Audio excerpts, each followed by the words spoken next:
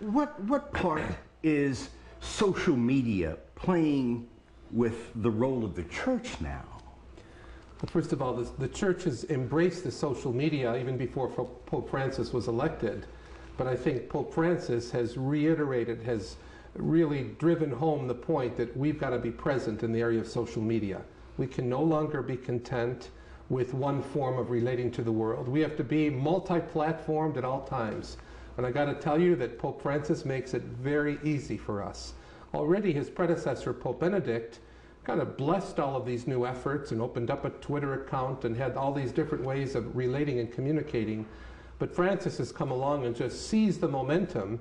And as we heard last week, he's the most popular person on the internet right now, and I'm not at all surprised. Social media is one more way of relating to the world. Not the only way, but the church has got to be there in every single manner, every single level, at every single platform to get the good word out. You know, Jesus told us in the beginning, don't hide the light under a bushel. And I think for so long we were accustomed to being under the bushel. It's no longer the case. Tweeting, how often are you doing it? Well, I have to admit, up until the World Youth Day in Rio de Janeiro, I didn't tweet. I left the tweeting to my staff. Before we went to Rio de Janeiro, Joshua, one of our IT people, came in my office and said, we're not getting on that plane until you open up a Twitter account. And I got to say, I said, I don't need that. I got enough to do with emails. And so I started tweeting, and I can tell you it's easy, simple, even somebody like me can do it, but it's very, very effective to get the word out. And so you ask how many times. It depends on the messages. I don't believe in, telling every single personal detail. Today I'm eating a grapefruit with certain things on top of it, a little cherry on top of it, or that's not what it's all about. But it's about telling the story. It's whetting people's appetites. Tweeting is appetizer. Tweeting is the aperitivo. And so I do it, and this morning I had to send out a number of things because of the Pope's wonderful homily he gave this morning about worldliness and about other activities. And a new book was released the other day about Pope Francis with some really interesting details. He's a great chef. He loves to make paella, and he loves to, he went in the Vatican kitchen and taught the chefs how to make dulce de leche as a dessert. That's worth tweeting. So oftentimes we send out the bad news. Once in a while it's good to send out some good news. I have to ask, you're familiar with Facebook, tweeting, and being on the internet, sending out emails, but how are you helping to spread the word to your peers, other priests, bishops, cardinals who are looking at this new technology and saying, oh my God, literally? Let's be very careful about something here, that tweeting and emails and SMS and text message and all those other things, none of them take the place of one-on-one relationships. In our story, the Christian story, we're told that the Word became flesh and dwelt among us. That foundational moment, the incarnational moment. We are not told that the Word became a text message, or the Word became an email, or the Word became a tweet. The Word became a human being, and the foundation of what we do is one-on-one relationships. The minute we supplant that or we replace it with all this technological stuff, we relate to screens and handheld devices and not the most eloquent expression of God, a human being.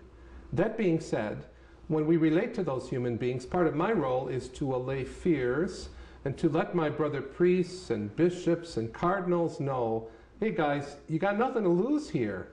It's got to be managed. If you open up a Twitter account, if you have an account for sending text messages, make sure you've got somebody to be on the receiving end to respond. It's called interactivity and not monologue. And so part of my role, especially as a member of the Pontifical Council for Social Communications, is to really stress the importance to the Church that we've got to be involved in those areas. Without any doubt, we've got to spread the good word because we're instruments. We're not the end, we're not the source, we're instruments to get this good news out. And here I have to say that a place like the University of St. Thomas, this jewel in the crown of Catholic education in the United States, here in the heart of Houston, is a perfect example of using social communications to get the good word out. Yes, we got great professors in classrooms. We have excellent graduate programs in business and education and nursing, but we also know how to relate to the world outside of us who don't have the privilege of coming to the classrooms here on the UST campus. And so I kind of look to UST as an example of seizing social communications and spreading the good word. You were talking about spreading the good word, and the best way to do it is that one-on-one communication. But you're involved with a lot of different types of media. Television in Canada, television at the Vatican. How do you see the importance and the growth of these types of communication benefiting the Church, the Vatican? How do I see all these different levels of communication supporting the Church? Well, first of all, it all goes back to one central idea: spread the good news, evangelization, tell the world a good message. So I don't decide in the morning, today I'm going to give 30% of my time to Twitter and 10% to this, and I might do a few television interviews, and I might do this. It's all one story. What is the message we want to communicate? And then we say, let's give the message to the world through every single means. And I believe that social communications has helped to get the message of the gospel and the message of the Church out to people who would otherwise not have access to it. A lot of people can't go to Rome. They can't be part of 150,000 people every Wednesday to see Papa Francesco light the world on fire. Some of them may not even have access to television in the third world, but they do have access to the internet, and they all have handheld devices. And so we got to be there to get the good message out. And it's extremely important. For anybody in the Church nowadays, church leadership, who downplays it, belittles it, demeans it, or makes fun of it, they're missing the boat. This is the way. It's one of many ways we have to be involved simultaneously on all these different platforms to get the good word out. You just celebrated 10 years of being the executive of, what is it, Salt and Pepper Television? Not Salt and Pepper, no. Salt and Light. Sugar and Spice. Salt and Pepper, Sugar and Spice. Now let me be clear, it's Salt and Light Television. People often ask me, where did you get such a creative, inclusive name? It seems so harmless. Well, it's from Matthew's Gospel, chapter 5, and it's really from the lips of Jesus. You are the salt of the earth, you are the light of the world. It's a wonderful invitation to Christians to bring the flavor of the gospel and the light of Christ in the midst of a lot of tastelessness and a lot of shadows and darkness. So 10 years ago, over 10 years ago, I was asked to found this and start it. I know nothing about television.